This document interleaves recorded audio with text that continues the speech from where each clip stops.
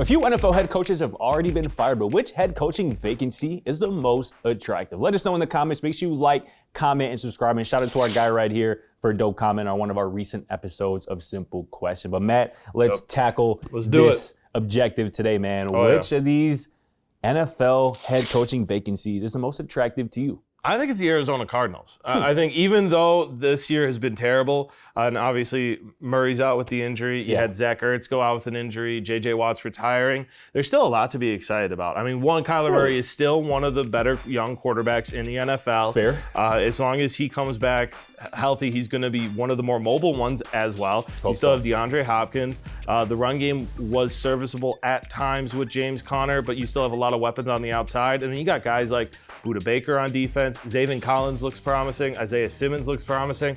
And yeah, they do have to deal with San Francisco, but I think they could quickly compete with Seattle.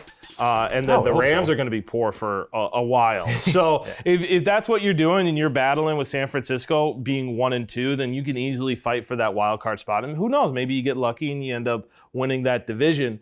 But I think there's a lot to be excited about in Arizona. And I think if they get the right guy, it's going to be a quicker turnaround than people would expect. Yeah, I would mostly agree with that. Again, there's still plenty of talent on that roster. But the team that I'm looking at, I think it's the Indianapolis Colts as far as the most attractive team without a head coach currently. And honestly, I'm going to start with the division similar to how you did. This is the worst division in football. Yeah. I've said that multiple times this year. I think we've proven that throughout the entirety of this regular season. I love Trevor Lawrence, and I love what the Jaguars have done this season. I expect them to be a solid franchise pretty much until, Trevor Lawrence is no longer in a Jaguars uniform. But with that being said, the rest of that division is pretty sorry. I don't see much of a future with the Tennessee Titans, and we know what the uphill battle the Houston Texans are facing currently at this point. That leaves the Indianapolis Colts as, arguably still one of the most talented rosters in that division, obviously rivaling the Jacksonville Jaguars. We know what kind of player Jonathan Taylor is and Michael Pittman are on offense. That is still one of the better offensive lines in the entire NFL, despite what they showed at many points this season. Yeah. And on the defensive side of the ball, again, there's still a lot of playmakers. DeForest Buckner, Shaq Leonard, Kenny Moore in the secondary as well. So there's stars at each level of this defense. They have an easy division. I think they get the right coach in there, the right quarterback as well. And that's the other point. And Indianapolis Colts have the number 4 overall pick in the 2023 NFL draft that will almost assuredly be spent on a top-flight quarterback if they don't even move up. Yeah. So that's going to be something to watch. What do you make of that? Well, I think the interesting thing is the quarterback definitely is intriguing because you want that draft pick, but there's a lot of teams going for a quarterback, and you may have to trade up to go get. Not too far though. Number 4 is good. They could stay at number 4 and get their guy. Maybe. Depending if that's Bryce Young. I mean, obviously the Cardinals aren't going to go for one, so maybe you see them trade back because they got the 3rd pick in the draft, and that's another reason why the Cardinals are pretty exciting because they're going to add an impressive piece. I would assume either probably on the defensive side or the offensive line. You would think. But the other issue I have with the Colts is, you got to deal with Jim Irsay too.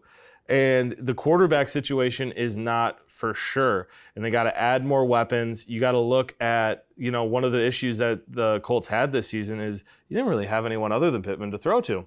I think Paris Campbell came along pretty nicely, and so did Alec Pierce. So I'm not worried at all about the receiving core, actually. Starting to improve.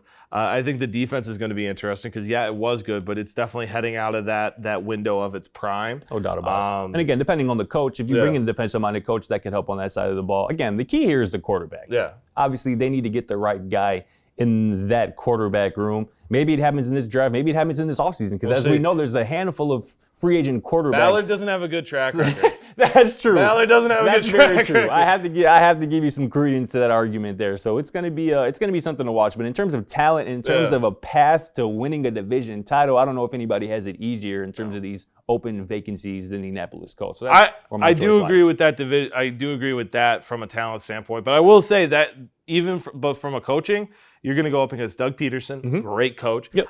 Even with Tennessee and how crazy they are, Vrabel is a great coach, and he always gets his team ready for the divisional battles. 100%. So it's going to be definitely tough, and it's going to be interesting to see what coach is ready to take on that challenge. Yeah.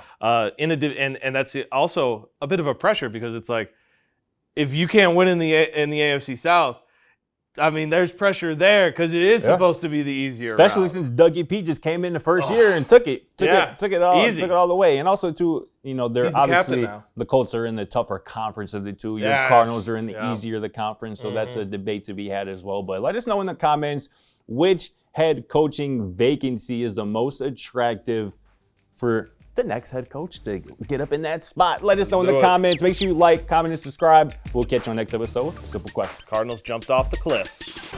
Thanks for watching. Feel free to check out our other videos and don't forget to smack that subscribe button down below while you're at it.